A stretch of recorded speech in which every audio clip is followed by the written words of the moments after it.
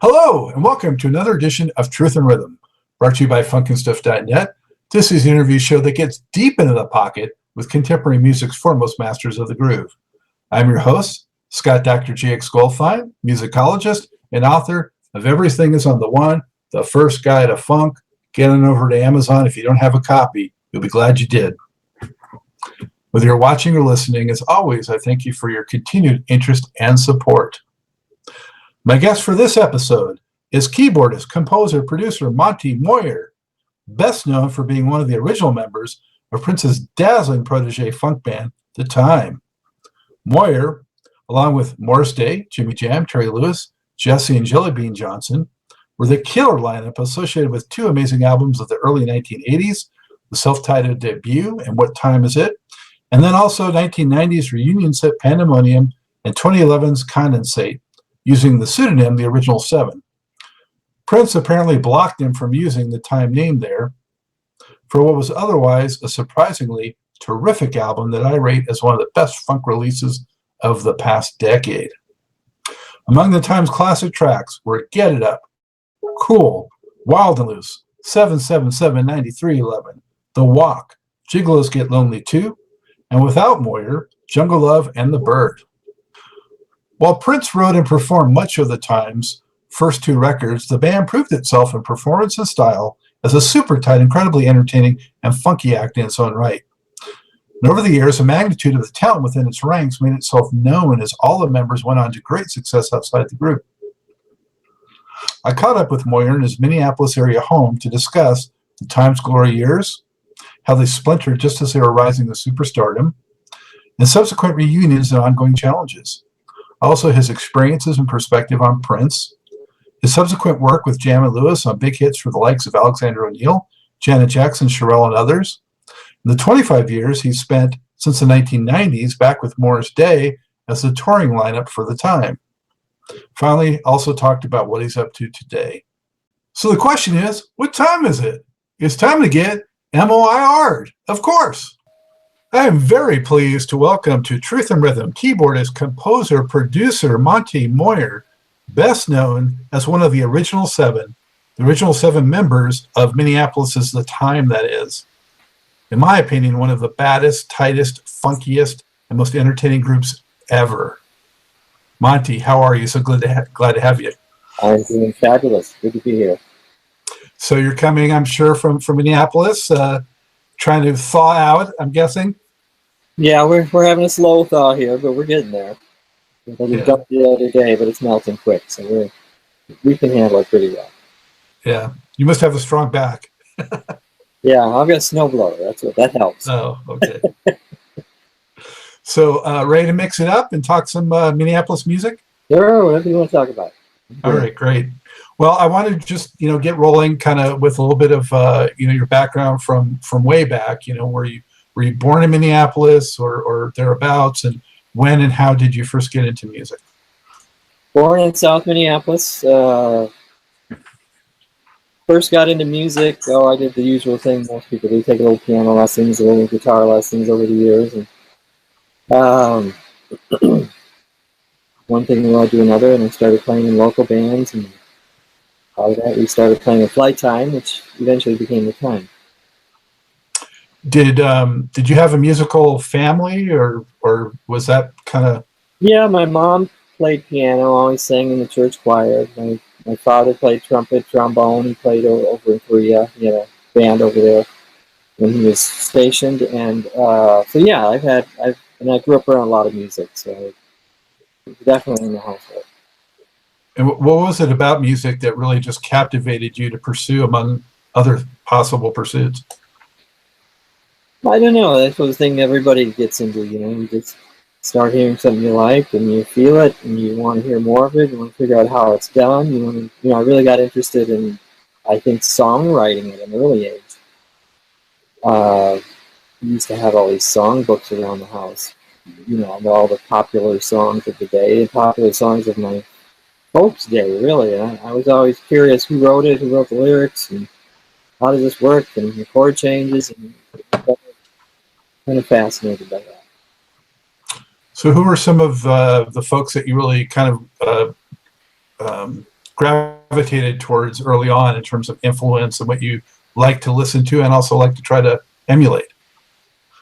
Boy, I'm really all over the map, really. I mean, I was a huge Neil Young fan growing up. Crosby, Stills, Nash Young. A lot of the acts that came out of the Woodstock movie or the Woodstock era, Santana, like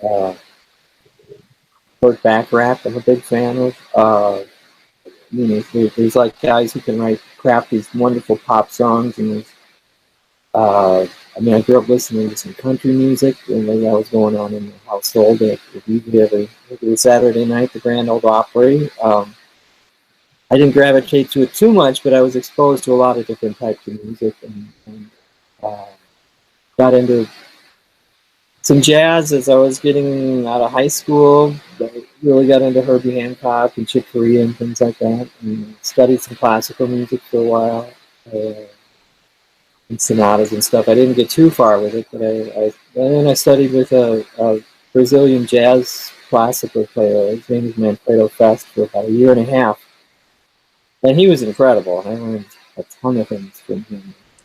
And that was around the same time we were playing in Flight Time, playing funk music out in the bars, and so I've got a little of everything, I guess. It seems like, when you talk to the people that came out of Minneapolis, there's so many diverse influences. And I think that is a credit to the great music that came out of there, because it's brought so many different influences together and distilled it out into something that was new out of all that.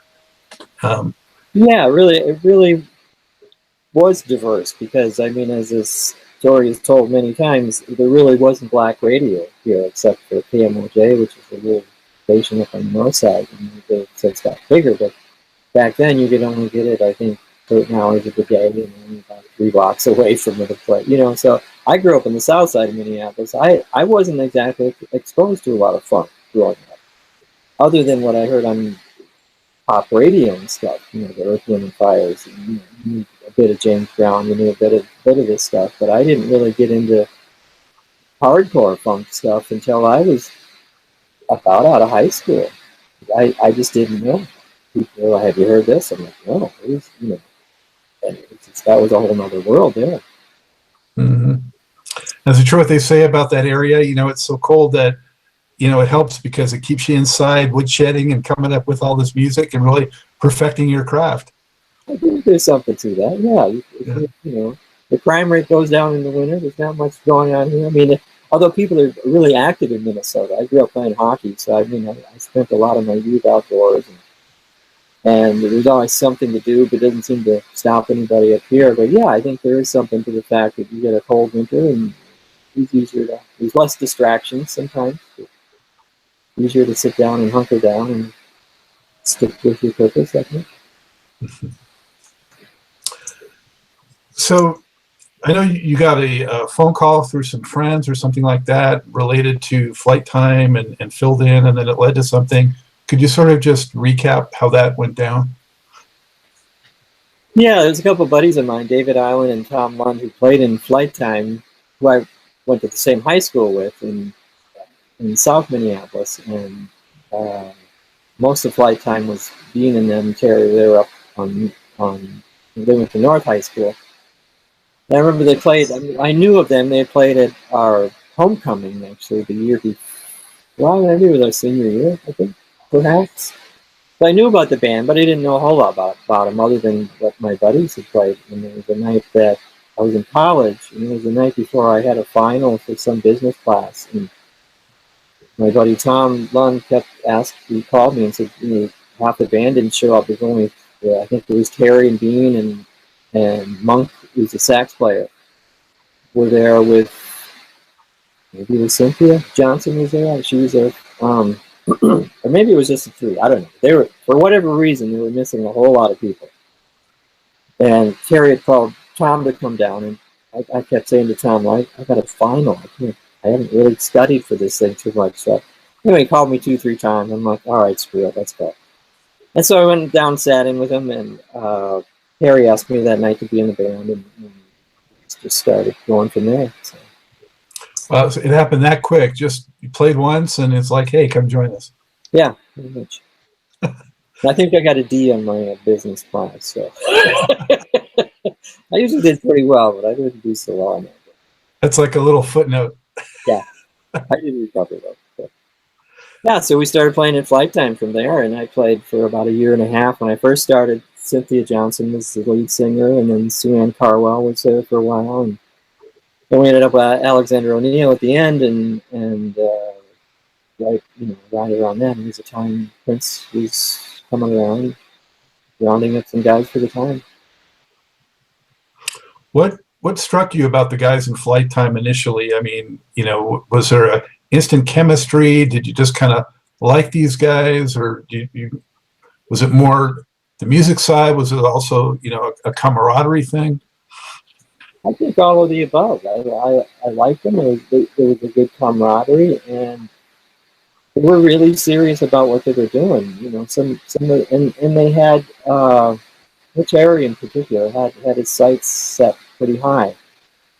And some of the local bands I think, were more complacent, just to say, "Oh, let's get some work. Let's work 4 or 5 nights a week." And, you can never really make it thing. And Terry was always, "Yeah, you can." And partially because Flight Time couldn't get a lot of work either. I remember there was when I was there, we played some college gigs. We played a small club in South Minneapolis called the Nakarima, which was strictly mostly a black club, and then we played the Riverview Supper Club, which was mainly a black-owned club, and we couldn't get into the same gigs that a lot of the other bands were. And I remember one club owner, Terry, relaying to me that he said, "I really like your band, but I hate to say it, but you got too many black guys in your band, and I just don't want to draw that crowd." In so many words. So we were limited in where we could play sometimes, and perhaps I can't speak for him, but I think that might have been part of the impetus to shoot a little higher and say, "Let's get out of here and see if we can make a go of this thing." What was the set list kind of like when you first started getting with them? Mostly just the funk of the day. A little bit later, we did like at the Riverview Supper Club. We played a jazz set where we did some standards and quieter dinner type music because that's what they wanted for the first set. And then we would do things like Second Time Around, One in a Million, Again, George Benson stuff, just all the stuff that was popular back then. So I heard Terry was very into P-Funk at one point, so I wasn't sure, how mainstream you guys were, if you went off on the deep end of the funk back then. Terry was way into P-Funk. Yeah, we did. I don't remember doing much of that, but it was more of the stuff more of the radio stuff, I guess. You would say the pop stuff, even some pop stuff back then, some Michael McDonald stuff like that, the Rebellers and things.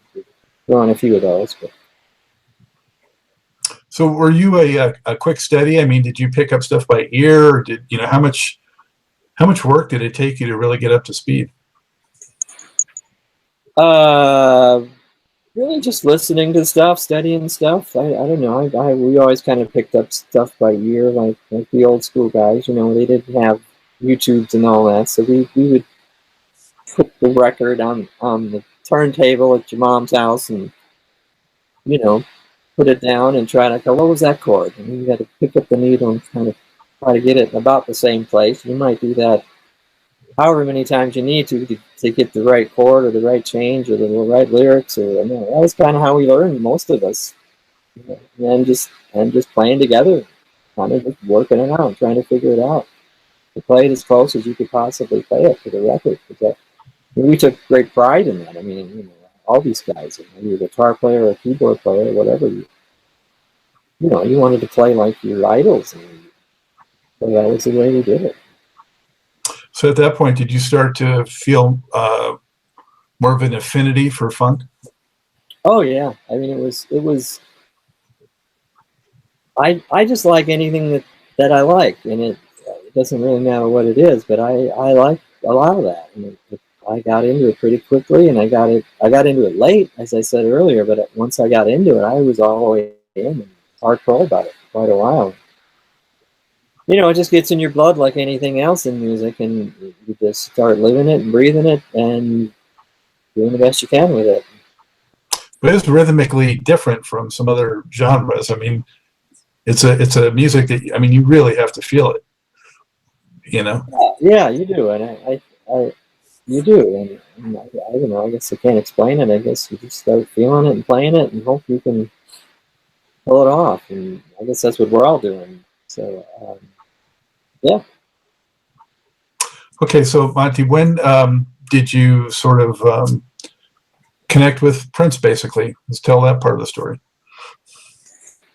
When I first got into Flight Time, they were recording a demo with Cynthia, and we did 3 songs, and I was kind of on the tail end of that, and I just came in and played some keyboard stuff. But that's when I first learned, Prince wants to do something. What do you mean? And he said, well, he always told us when he got a deal and he got going, he was going to come back for us and help us out. Oh, okay, that's interesting. I don't know what to think. I don't know how much time had gone, maybe a year or so had gone by. Year and a half.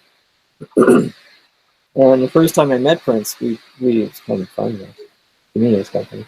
But we were the house band at the Riverview Supper Club in North Minneapolis, and somebody said, "Oh, Prince is coming down tonight." And I said, "Oh, cool, great, fun to meet him." And he comes down and pretty quiet, like everybody has always said, at least initially. And he said, "Let's." You wanted to sit in, so we go to sit in, and I think it was me and Dean, Terry, Prince, as far as I remember. And he tells me what to play on let's just do this on the one, and shows me the voicing and da-da-da. And we start playing Head, of all things. And so that was my first encounter with Prince, my first experience with Prince. And it was this guy was impressive, obviously. I mean, everybody else, I've been around some great players at that point. I mean, some really great players. But there was something about his presence when he got up on stage and started going was, it goes from here to here. The whole stage just elevates, it feels like. I even felt it back then that, it's just a simple thing such as sitting in, but I was like, okay, this cat, this is the real deal here. He's dead serious about what he's doing. And, he had I guess it was right before Dirty Mike.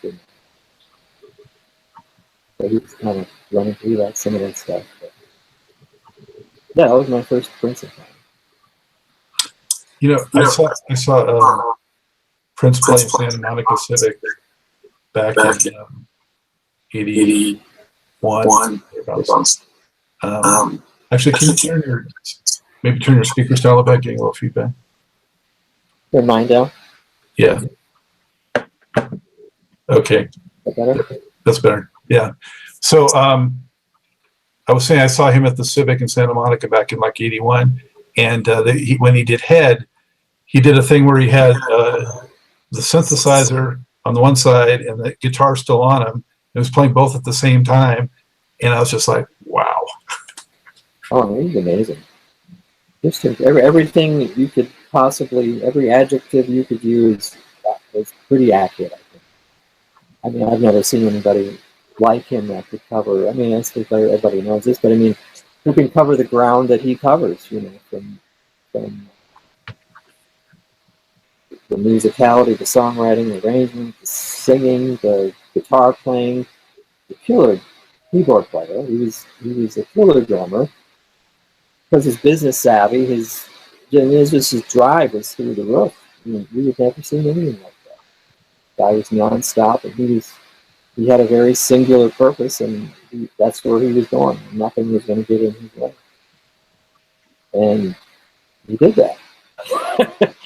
It's a rare feat to see somebody to be that focused and that driven to be a rock star. Yeah. the Bonafide. So at that point, he had a pop hit already with "I Want to Be Your Lover" before "Dirty Mind" came out. So I'm imagining he was already pretty big around Minneapolis, or was it kind of thing where he was sort of bigger outside in the big cities, and locally he was known, but maybe not a superstar yet?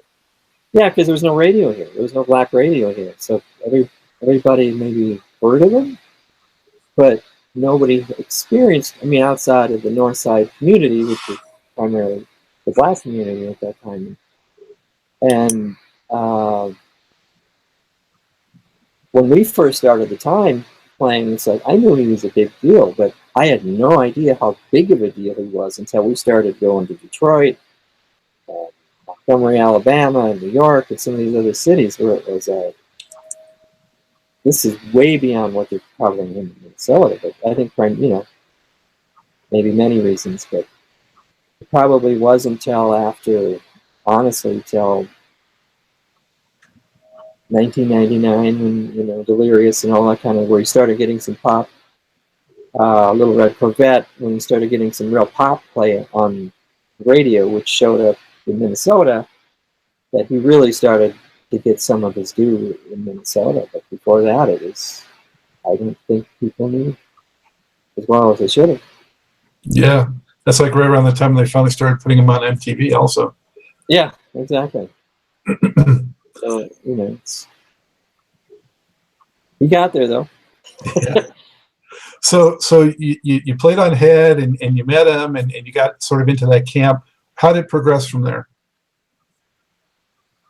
Well, as everybody knows the story, it's Morris had written "Party Up" and Prince liked it and wanted to use it, and he said, "Hey, I'll give you some money, or I'll start a band." And Morris said, "Yeah, let's do a band." And so they started recording, and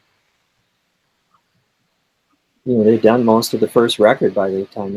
I guess anybody doesn't know it, most of the record was done, and then they started gathering people to be in the band, basically.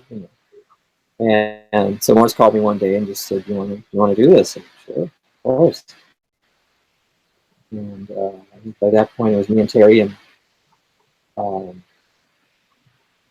was me, Terry, Morris, and Alex was going to be the original singer, Alexander O'Neill. And we had a meeting at Perkins, of all places, with me, Terry, Alex. I don't know if Jan was there or not. Maybe he was there. He probably was there.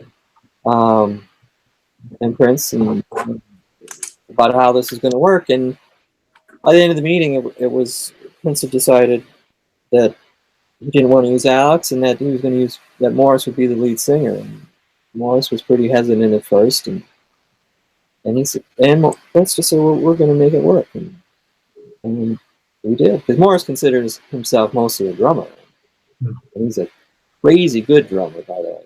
I think people are starting to realize that now, but he's an amazing drummer. And he played on a lot of the early Prince stuff, really, all the early time stuff and all the Prince stuff. Not all the Prince stuff, but some of the tracks, which he's uncredited.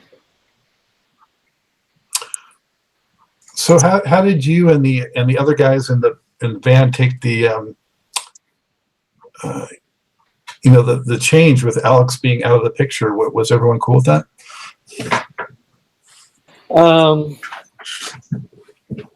I guess so. I mean, we didn't really know what we were getting into at that point. I mean, we knew that Prince wanted to put a band together and wanted to put a record out, and he wanted us to open for him, and we were just kind of along for the ride in a way. I mean, it wasn't really our decision to make, and I mean, it was.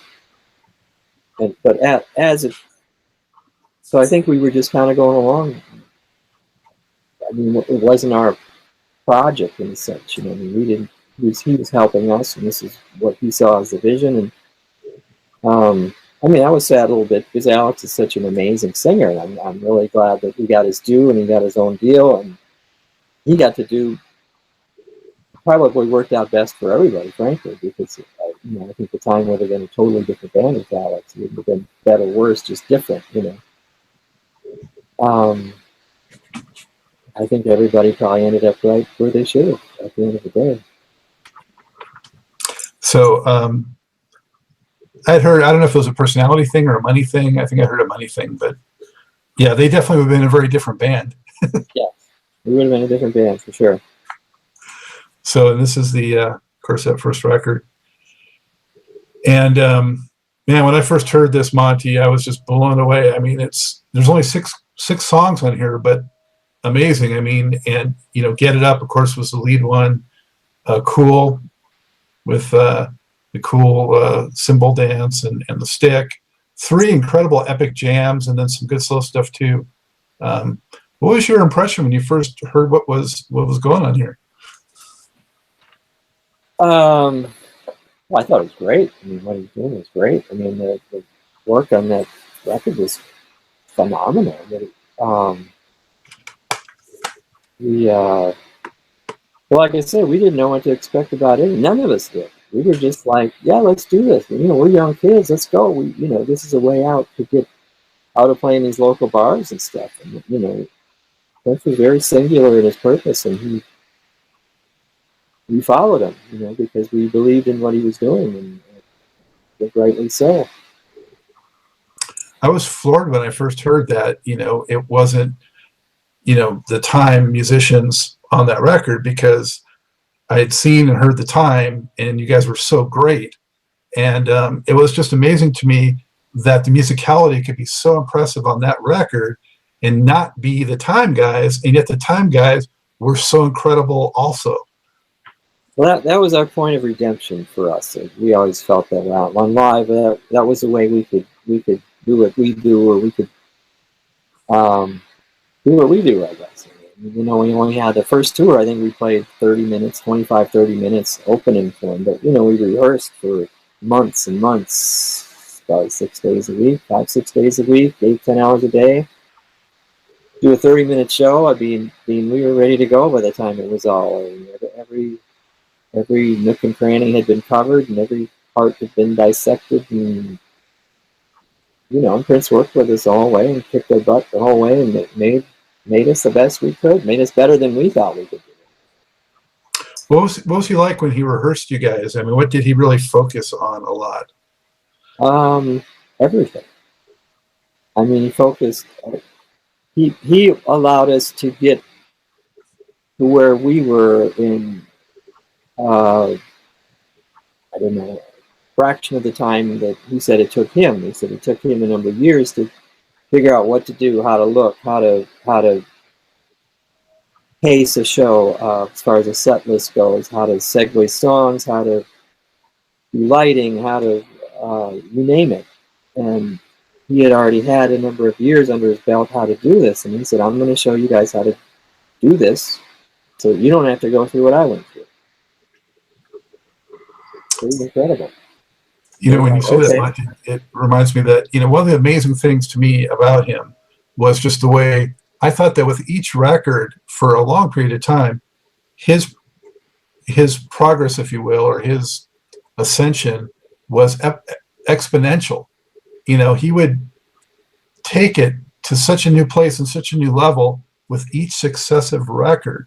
And I think that also you saw that in the way he did his shows and things like that. So by the time you connected with him, he had already come so far from like that first record in just a few short years. Oh yeah, it was incredible. I mean, it was to watch this guy work was. I mean, people throw around genius, but I mean, he was just one of these guys who he was like a sponge. He could soak up everything. He could learn information really fast and apply it. And he wasn't a guy who sat around and talked about stuff. He just did stuff. And that was the big difference between him and most other people, I think. He just said, we're doing this. Well, when are we going to do it? Now? Okay. And then we're on to the next thing and on to the next thing. And it was phenomenal. Prince was a once in a generation, 2 generations kind of guy. And everybody knows this. But it's watching him firsthand. It's amazing.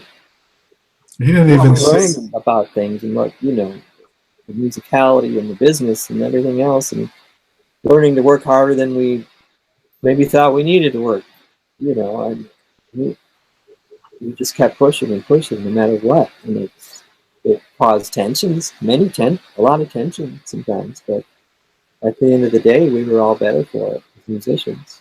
So it worked. Did you ever think early on what I get myself into? I think we all did at some point. But at the same time, it was pretty exciting times. Yeah. So who came up with most of the shtick? Morris's really cool persona. I mean, did that mostly come from Prince? And how much was that sort of like the real Morris Day? Oh, there's a lot of the real Morris in there, but it's interesting because it wasn't a concept. It wasn't here's what we're going to do. It just sort of, this whole band just sort of organically grew out of a vision, and we stepped into it, but we also took it to another place, I think. And Morris is hilarious. Prince is hilarious. Some of the guys in the band are hilarious. And things would just start getting bantered about, and one thing led to another, and the whole shtick started. It was very natural, particularly between Morris and Prince, to riff on this whole cool business and the whole thing. But I think it worked so well because there was always it was serious, but yet there was a tongue-in-cheekness to it as well. I think if somebody was dead serious, it would have been, yeah, whatever. People found it entertaining, and it worked. At the time, they're very different. But at the time, I remember thinking, you know what, this Morris persona, this character, this whole thing they're doing is the coolest thing in R&B since Bootsy. That Bootsy was this really charismatic front guy that was so cool, but he'd take himself seriously. And Morris Day, too, was just so cool and didn't take himself seriously and had that charisma on stage. And the band, too, was, the rubber band, Bootsy's band, was so tight. And the time also so tight. And to me, it just seemed like that was like the new version of this, but different. And I think, of course, if the time hadn't splintered, would have been so huge, I think, throughout the whole 80s. Yeah, it's a shame it did fall apart. But, there was a lot of internal problems and a lot of things going on, which I guess didn't allow it to happen from many fronts. But, I just like the way it all came together because we didn't, Morris was hesitant to go up front at first because he sang stuff in the local band some, but he didn't see himself as a lead singer, and so we were all kind of going, okay, how's this going to work? Because he could sing fine, but how is this all going to work? We didn't know, and it all just evolved. And I think that's what helped its credibility to it, because it wasn't a concept. It wasn't throwing a boy band together. It wasn't nothing against that whole scene too. But this thing just happened out of nowhere. It just became what it was. What about like the dance steps and things like that? Who kind of choreographed and organized that? I didn't. I'll tell you that much.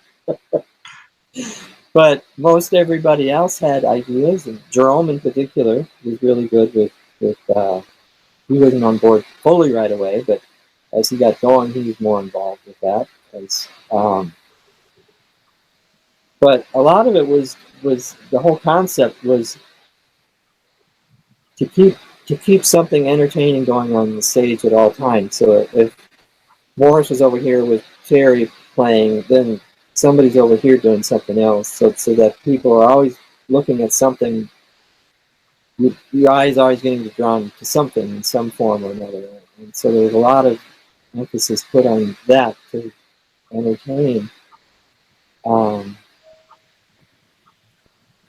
But it was really organic. I mean, somebody would say, okay, how are we going to step on this part? And somebody or another would just go, how about we do this, or let's do this, and there'd be some laughing, and there'd be whatever, and then, all right, let's do that. And then we'd start doing it, and a lot of it was just taking old dances, which I never knew about because I'm not of that ilk, and really just repurposing them into some. They were usually simple things because we wanted to try to do things where the whole stage could move at the same time, especially with me and Jan on keyboards, so that, we're playing two parts, we're singing, and we're doing steps. So, we were limited somewhat in as far as how much we could do movement-wise. And we wanted, at least in certain things, everybody to be able to do, like the walk, what we're doing with the walk, or stuff like that, where it's, we just made it work so that the whole stage would move if we could. Well, speaking of the walk, here's that second record. Arguably better, probably, I think a lot of people probably would say this is the pinnacle of the Times records, but had Wild and Loose, 777 93 11, The Walk, Gigolos Get Lonely 2, another great record. Only 6 songs again, so when you think about it, the original Time, before they splintered, there's only like 12 songs, but what an impact. Yeah, it was crazy. I know the first tour we played all 6, I think we played the entire record because we only had 30 minutes. We had to fill up 30 minutes with something, so we basically played the whole record as far as I remember. But yeah, it was amazing. 12 songs, and all this came out of that. So how'd you guys create this? So you actually got to go and do some studio on this one, right? A couple of guys did.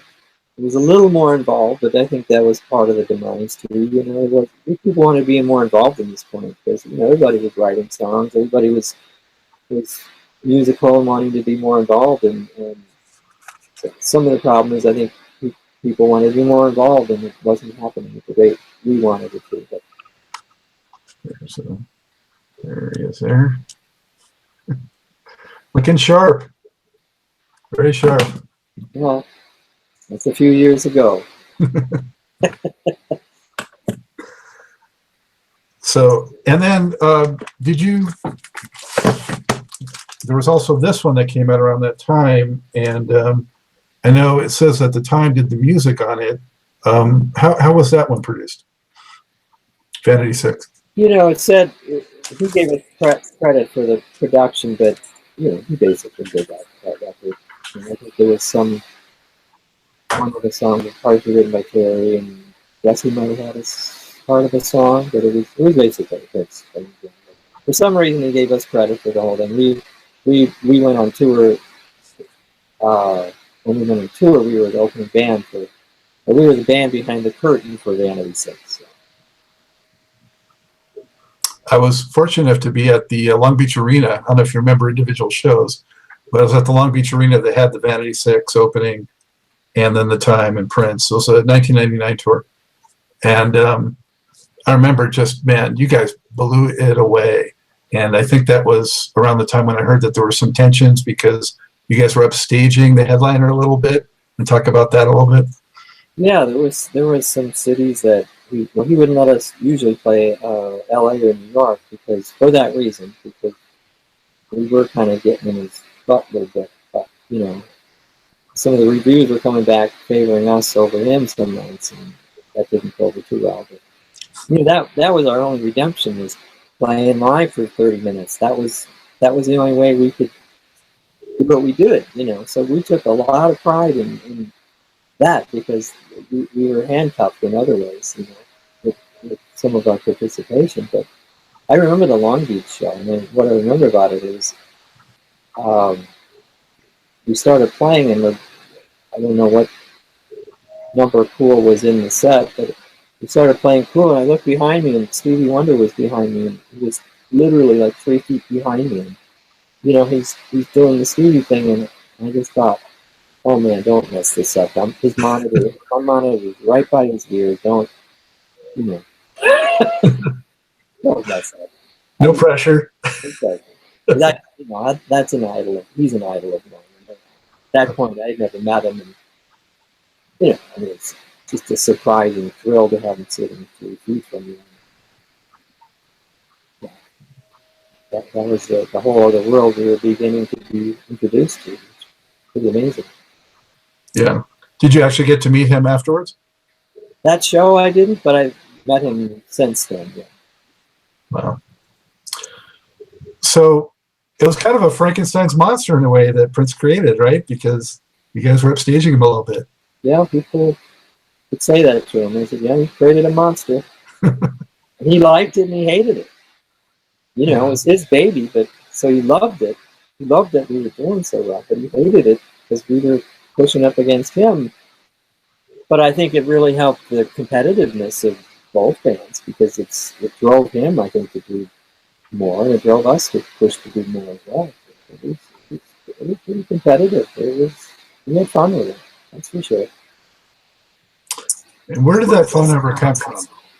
The 777. I was told it was Dez Dickerson's number. Oh. And this was before area codes, I believe, and within a short period of time, he had to change his number, of course. Because getting phone calls at some ridiculous rate of speed, so he had to change his number. Did you have a favorite cut off those first 2 records that you just enjoyed more playing or performing than the others? I think 777 is a pretty amazing track. I've always liked Gigolos.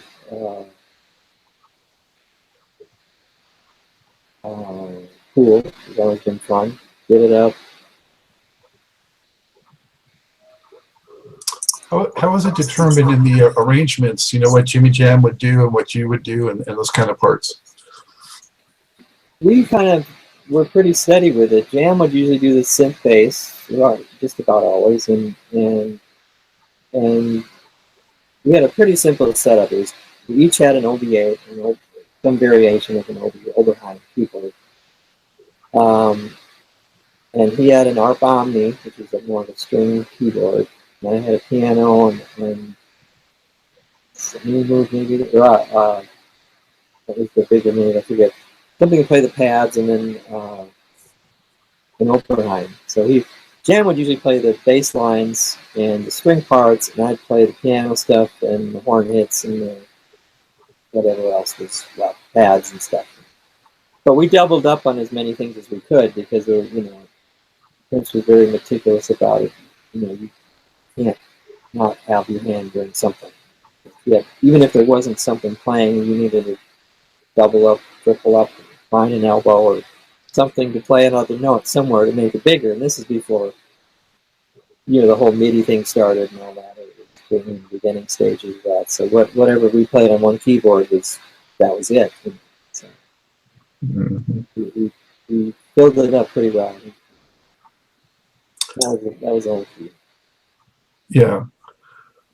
So things splintered. You had Friction. Jimmy Jam, Terry Lewis famously were let go after the getting snowed in Atlanta, I believe, which is very uncommon. Yes. And for SOS band work they were doing, but you guys they finished the tour though, right? Yeah. Yeah. That was in February, maybe. I'm not sure of the dates, but then the Atlanta show, and then I think we were done by April or somewhere about. But they knew they were on the outs already, so that must have been kind of weird. No, they didn't know they were on the outs. Oh. Nobody knew anything. We just did the show, and we played the show in San Antonio, and Lisa was off to the side, and Prince was off to the side playing bass, and we just, did what we could, and that, Prince was clearly not happy, but not much was said. He probably knew it was maybe the end of the road, but he didn't. None of us knew that was going to happen. So what was your reaction when that came down? I thought, well, that's over. I'm done. Nice ride. Huh? Nice ride, right? Nice ride. Yeah. I mean, it was disheartening because, we were all good friends at that point, and we did see this thing really going further and further, and And I thought to get rid of those two guys was, just not a good move as far as the band went. But then again, there was so much tension by the end of the second tour. There were internal tensions and tensions with Prince, and it was just not fun in a way by the end of the second tour. So a month or so after they got fired, I decided to leave, and then I think it was right before Purple Rain was starting. I think I went to one of the Purple Rain rehearsals, and I just went, I'm done. Just for many reasons, I'm good. I'm done. Your heart wasn't in it at that point, I'm guessing. Yeah, it was just too much of what I didn't want, or what anybody didn't want. Conflict and people leaving, and this whole unit that we took so much pride in was being torn apart, and that was kind of it for me. Were there kind of cliques in the band at that point? Is that why certain guys stayed and some guys didn't? Not really. I mean, we were at that point. We were all pretty solid together. It was more, I think, problems with Prince. I guess at that point, he was very much a controlling person, particularly then. And just things happen, just like many other bands. Just things that falling apart for many reasons. We wanted more involvement. We wanted more everything. It was hard to come by, and people wanted to be more creative. We wanted to do more things, and some of that just wasn't happening at the pace that we wanted it to. It's too bad because there was a lot of talented folks there, and could have found a way to make that work. We could have been together for a long time. Definitely.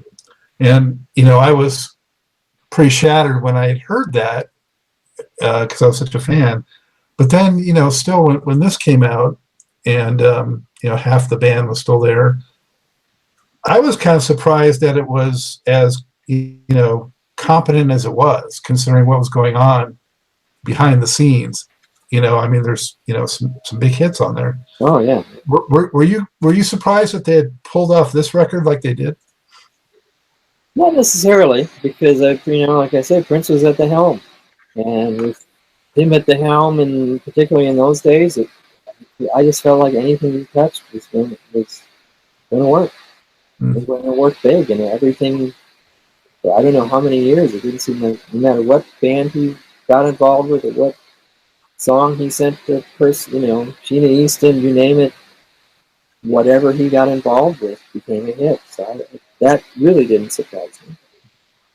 What about the explosion phenomenon that Purple Rain became? I mean, you were on the inside there for a while. I mean, knowing how talented he was, even, did you think it would get to that kind of level? I don't think anybody did. No reflection on his talent, of course. Just to have a movie go that big, period, is a rough go, even with a big studio. I don't think anybody foresaw that. I don't think Warner Brothers foresaw that. I'm not sure he foresaw that. In his words, from what I heard, he was really just trying, or I guess he said this later on the Free Bridge, but he said these movies he was doing were just a vehicle to promote the music. He wasn't trying to make fun with it. He was, I don't know if he likened it to the old Elvis movies, but it was more in that vein of trying to do good work and try to make a good movie. But it was all about forwarding the music. I understand. At that point, though, did you still appreciate the fact that he was shining this light on Minneapolis, because that movie was so Minneapolis focused too? Oh yeah. It was incredible. Did great things for the city. First Avenue Club, and phenomenal. Really, yeah. So, Monty, for the uninitiated, how would you describe the Minneapolis sound that came out of that era? What distinguishes it? I would put Prince at the helm of it. If you're talking about the R&B sound that became what they call the Minneapolis sound, I think what I mean, I guess you could, in one respect, boil it down to production, where you had, Lynn drum machine, you had Oberheim keyboards, and you had these keyboards playing horn parts, which a horn player might normally play, or a facsimile of that. And rock guitar, I mean, I don't know how you explain it, but it was raw. It was you'd watch the meters on these songs, and the levels in the studio would just be pegged. And Prince liked that because he felt it sounded more frantic, that from an engineer standpoint, it was wrong. You're not supposed to have things distort or have things in red. This is the days of analog recording. So, but it saturated the sound so much that it became, I don't know, it put on a different character. But he loved it because he felt it sounded frantic. He liked that, the energy that he got out of it. To me, the distinguishing thing was really, especially just the use of the keyboards for the horns. It was done so creatively; it just seemed amazing that no one had done it like that before, But yeah, in a way, it's such a simple idea if you think about it. I remember we were rehearsing one day, and this was early on, and he came over to me and said, "Well, here's what we're doing. We're going to do this horn part like this." And he said, "We don't really have real horns, so we're going to do it here." And he tweaks the knob to get it to how the horns were. We don't have real horns, so here's how we're going to do it. Okay.